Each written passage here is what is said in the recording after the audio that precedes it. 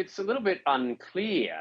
So these WeChat public accounts, you can't just randomly set one up if you're an Australian politician. It's very protected in China. It has to be a Chinese national who registers these public accounts.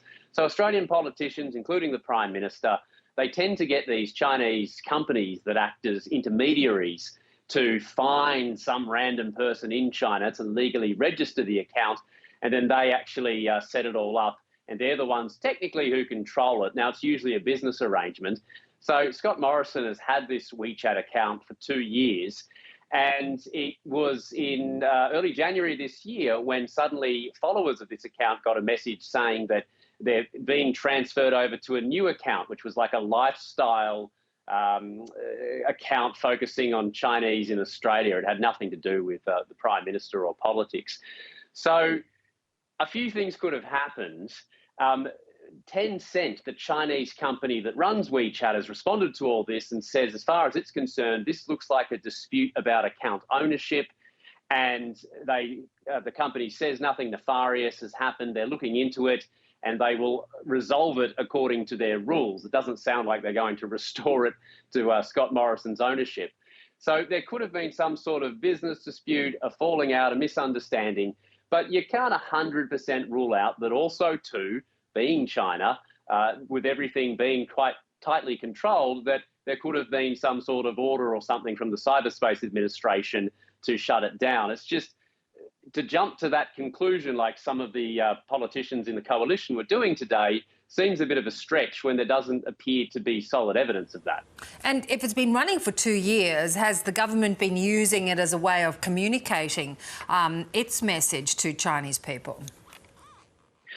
Yeah, because there are many first-generation Chinese migrants in Australia who, if they don't have permanent residency, many have obtained Australian citizenship. Therefore, they vote.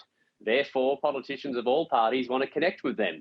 And if they are first-generation migrants, Mandarin's their mother tongue, it's quite likely that they're using WeChat to get their news and information about Australia more than they are other social media outlets, or they might be using a mix.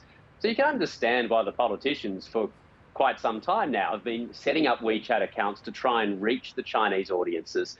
The big problem with WeChat is because it is controlled and ultimately censored by a foreign political party, which in recent years has really been quite hostile towards Australia, you have situations like we saw last year when the trade dispute between Australia and China was really heating up.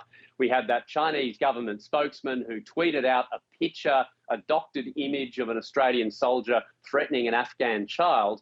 And Scott Morrison got on his WeChat in Chinese, not him, but he got someone to translate it, and tried to give Chinese speakers in Australia his version of events. And the Chinese government comes along and just pulls the plug and censors that particular post. So I think many people who look at China and cyber issues have long thought that there are very deep problems with politicians using this app. And it looks like many in the coalition now are calling for a boycott, saying they won't use it as a result of what we've seen recently. But to that point, if there is some form of bipartisan boycott, that would then not really would it achieve much? And then would it cut off that avenue of trying to speak to the Chinese diaspora? Well, I've seen that some of the discussion from coalition figures, there does appear to be a sort of domestic political element to it, because they're saying that, for example, the Labor leader, Anthony Albanese's WeChat is still up and running. So there's obviously a little bit of back and forth domestically. But long term, you do have this issue that if the Chinese government, through its censorship apparatus, wanted to interfere in an Australian election, it would be quite useful to target electorates in Melbourne and Sydney that have large Chinese diaspora.